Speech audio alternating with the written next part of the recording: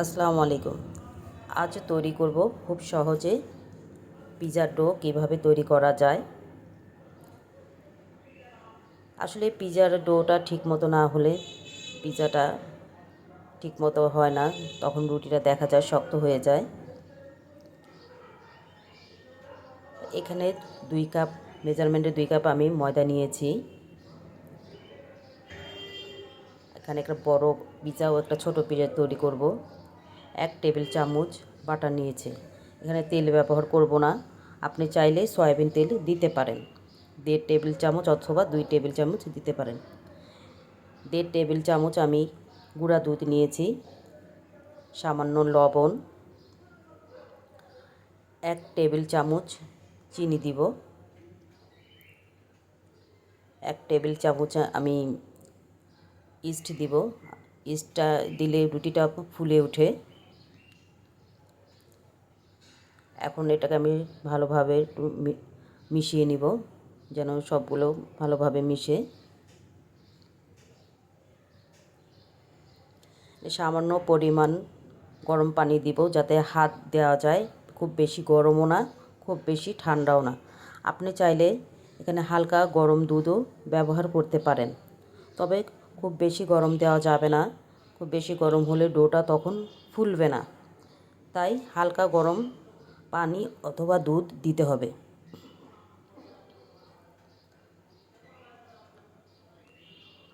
আমি এখন এটাকে ভালোভাবে মথে নিব। ভালোভাবে মথে না নিলে ডোটা প্রপারলি হবে না। এখন আমি এটা কিছুক্ষণের জন্য ঢেকে রেখে দেব। 2 ঘন্টা অথবা 1 ঘন্টা সময় থাকলে আপনি আগে থেকেই করে রাখতে পারেন। আমি একটা পাত্রে এখন মুরগির বুকের অংশ কিউব করে নিয়েছি, তা কিছুক্ষণ রান্না করব। সামান্য লবণ, আদা রসুন দিয়ে আমি কিছুক্ষণ এটাকে হালকা ভাজবো। কিছু চিলি ফ্লেক্স দিয়েছি, গোলমরিচ। এটা অবশ্য আপনারা আপনাদের ইচ্ছে মতো মশলাটা দিতে পারেন, গুঁড়া মরিচও ব্যবহার করতে পারেন। আমি এখানে গুঁড়া মরিচটা ব্যবহার না করে কিছু চিলি ফ্লেক্স দিয়েছি। এটা হালকা বাদামি কালার হলে আমি নামিয়ে নিব। মাংসটা এখানে আমি কমই দিয়েছি, আসলে পিৎজাতে এত বেশি মাংস প্রয়োজনও হয় না। দেখেন আমার ডোটা কি পরিমাণ ফুলে উঠেছে। এখন এটা কিছুক্ষণ আবার আমি হাতে ডলে নিব।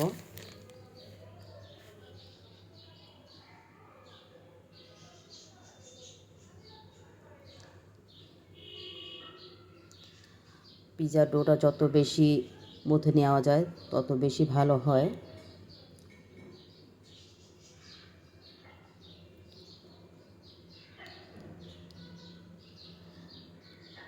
আসলে পিৎজাটা ছোট থেকে বড় সবাই পছন্দ করে, বিশেষ করে বাচ্চাদের জন্য তো বিকেলের নাস্তা তৈরি করতেই হয়। অনেক সময় তারা স্কুলে টিফিন হিসেবেও নিয়ে যায়।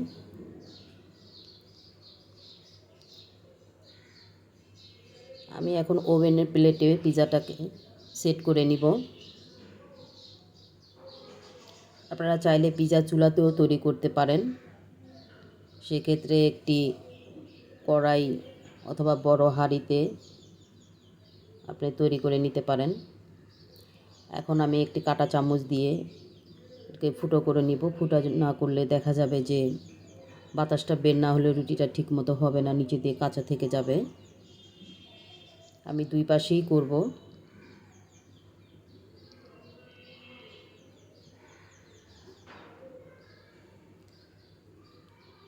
তখন পারফেক্ট একটা পিৎজা তৈরি হবে।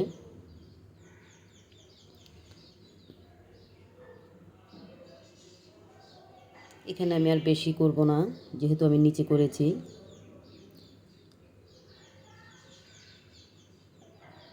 এখন আমি টমেটো সস দিয়ে নেব। এখানে অল্প পরিমাণেই সস দিলে চলবে, যেহেতু এখানে আমি অনেক টপিং ব্যবহার করব। টপিংটা আপনারা আপনাদের ইচ্ছা মতো দিতে পারেন, এখানে কোনো নির্দিষ্ট কোনো কিছু নাই। আমি চিজ গ্রেট করে রেখেছি, চিজগুলো দিব।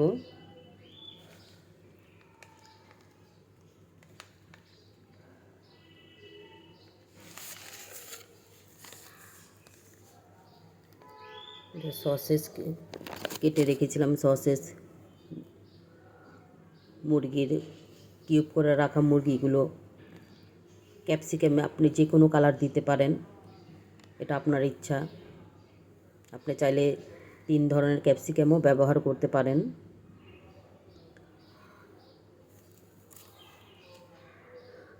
আসলে পিজার মধ্যে যত বেশি টপিং ব্যবহার করা হয় দেখতেও ভালো লাগে, খেতেও খুব ভালো লাগে।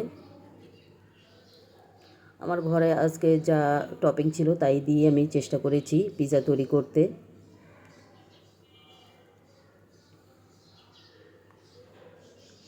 আমার বাচ্চার খুব পছন্দের একটি খাবার। আমি এখানে লাল ও সবুজ রঙের ক্যাপসিকাম ব্যবহার করেছি, আপনি এখানে হলুদও ব্যবহার করতে পারেন। আপনি চাইলে টমেটোও দিতে পারেন, টমেটোটা দিলে একটু জুসি হয়।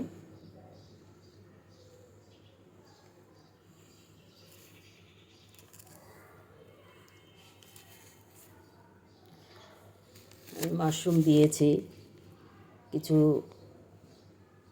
কালো অলিভও আমি এখানে দিব, ব্ল্যাক অলিভ। আপনি চাইলে স্কিপ করতে পারেন।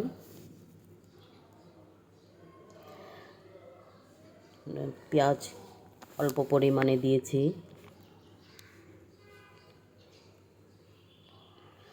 আমি সামান্য পরিমাণে অরিগানো দিব, অরিগানো দিলে পিজার স্বাদটা খুব ভালো আসে। যদি আপনার ঘরে থাকে আপনি দিতে পারেন। চিলি ফ্লেক্স দিব।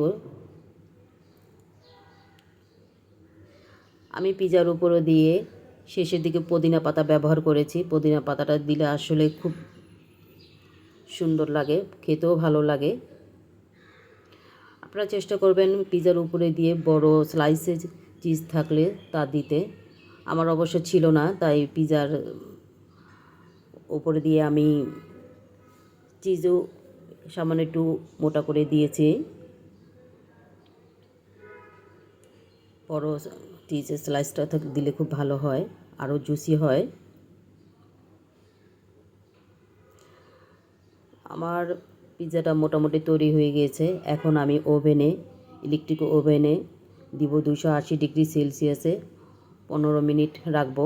যেহেতু সবার ইলেকট্রিক হিট এক না, ওভেনের হিট এক না, তাই কেউ 10 মিনিটও দিতে পারেন, কেউ 20 মিনিটও দিতে পারেন, তবে আপনার হিটটা বুঝে দিতে হবে। আমি এখানে 15 মিনিট রেখেছি। দেখেন আমার পিজাটা মোটামুটি তৈরি হয়ে গিয়েছে। পারফেক্ট পিজা, খুব সফট হয়েছে।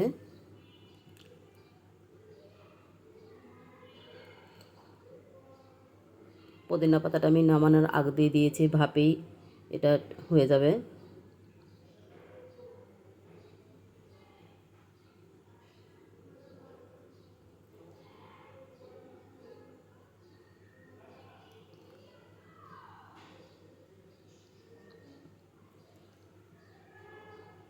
আমার পিজাটি খুব ফুলে উঠেছে, দেখেন আমার পিজাটি হয়ে গেছে। আশা করি সবার ভালো